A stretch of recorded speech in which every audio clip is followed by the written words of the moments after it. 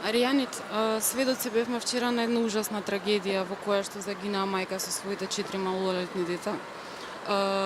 Кажи ми, денеска вие исклучевте со реакција по тој повод, бидејќи дознавме дека противпожарното возило немало пристап до куќата на време заради непрописно паркираните возила.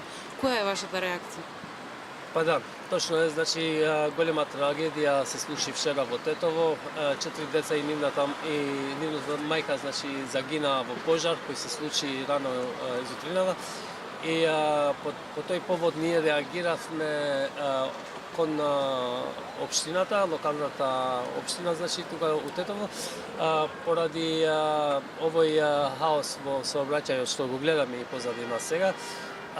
Дека колите се паркираат непрописно, се паркираат пред вратите на домовите и значи Тетово нема доволно ни паркинзи, ни подземни, ни надземни, никакви гаражи, ни никакви. И затоа реагиравме поради тоа што член 22 од законот за локална самоуправа бара од општините да ги отстрануваат сите возила кои се непрописно паркирани или под некаква аварија. Тоа во Тетово не се случува. Значи секој ден, секој каде што ќе стигне ќе се паркира. И ова им оневозможува или им дава тешкоти на идните служби, пожарникарите, амбулантата и другите итни служби на градот да добијат пристап до местото каде што треба да интервенираат.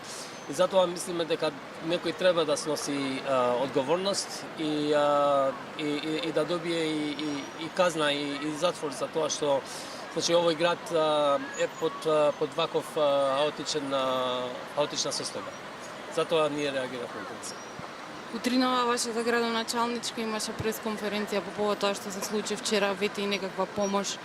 Меѓутоа, кој е вашиот коментар на се до тоа што го слушнав денес? Па 5 животи згаснаа. Значи никаква помош нема да ги врати тие деца во училишта со нивните другарчиња. Значи треба да им се помогне на семејството да изградат нова куќа, нов дом каде што еве остана само еден човек и неговите стари родители да живеат, но сепак значи треба да припазиме такви трагедии да не ни се случуваат во иднина, со тоа што треба да се обезбеди подобар сообраќај во градот.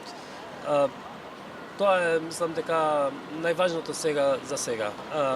Тие деца и нивната мајка нема да ни се враќаат, но било каква помош, освен таа парична што ќе им изгради нов дом, ќе треба барем да се работи малку поозбилно во справувањето со ваквата криза, значи со ваквиот хаотичен сообраќај.